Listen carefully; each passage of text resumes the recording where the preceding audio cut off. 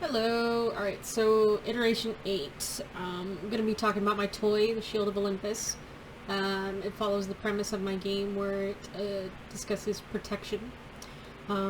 So for this iteration, the questions we were asked is kind of what would we like to do with our toys.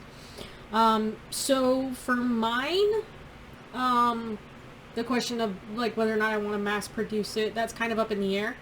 I would say if it became popular enough, if it had, a good enough following, to where people were demanding or asking, if they wanted a shield or whatever, if I'd ever make one, I would go ahead and produce it. Probably not in mass quantities, but like small batches for sure. I would create the shield though, like once I release the game fully. I would do like a collector's edition to where the shield is how I've modeled it here. I would basically do an exact replica of this and not do any of the alterations that I've done. Like it would just have the same look to it and everything, like the spikes would be the same and everything. Honestly, it wouldn't look too much different than the redesign I did for if it was mass produced, but it would just look a little bit different cosmetically.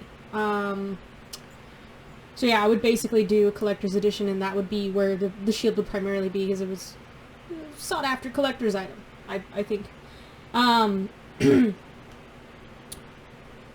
would sell the shield. If I went ahead and mass produced it, I would sell it in its entirety, so I would create the whole shield itself, mass produce it, all that.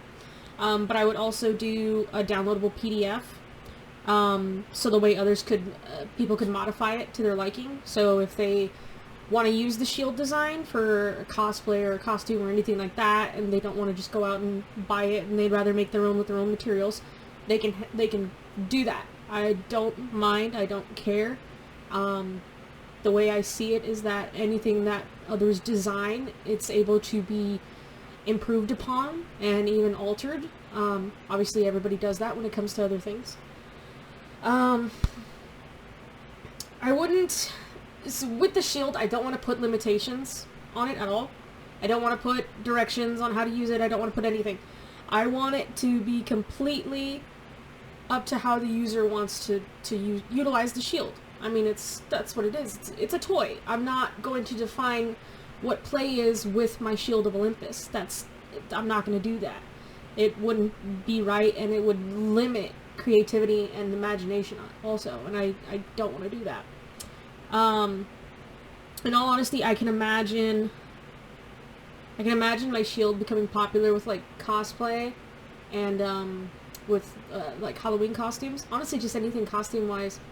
I can even see it maybe for LARP, or, well, not necessarily LARP because it's medieval times, but it's a similar aspect. But yeah, I feel like mine would stand out more because it's different than what's kind of in the shield market right now. They all kind of have the same standard look. They're kind of bland, one singular color, and doesn't really have anything flashy. And I mean, my shield is basically all flash. I mean, it's got lights on it. But yeah, just the overall design and everything on it. It's I know one thing that someone pointed out in a previous peer review was that for the shield, they had asked if you could put it on your back. You can.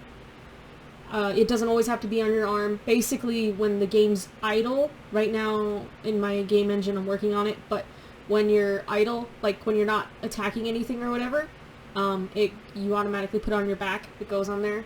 Picture like Assassin's Creed, Odyssey, and then you've got Origins, and then Dragon Age games as well, because they're not always armed. Their weapons are sheathed and put on their back. So that would be a similar aspect in that, so the way you're not constantly carrying it, so the way it furthers that bit of exploration, so the way if you do have to jump, or if you have to climb onto something, then you're able to do that. There's Yoda. Making a final appearance in one of these videos. But yeah, that's kind of basically what I would do.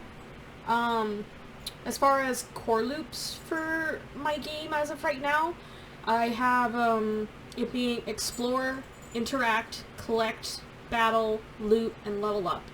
I feel like those are the most important loops in my game, as they're present throughout all of the levels that I have that I have already in place in my mind, and that I have working on creating as well. It was just being a spaz in the background. But yeah, that's my primary core loop that I think fits the game really well, and allows. And it's not vague, it's not over descriptive, it allows for iteration and everything like that. So that being explore, interact, collect, battle, loot, and level up once again.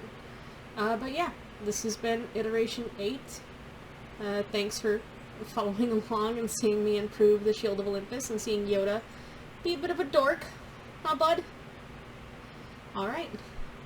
Thank you.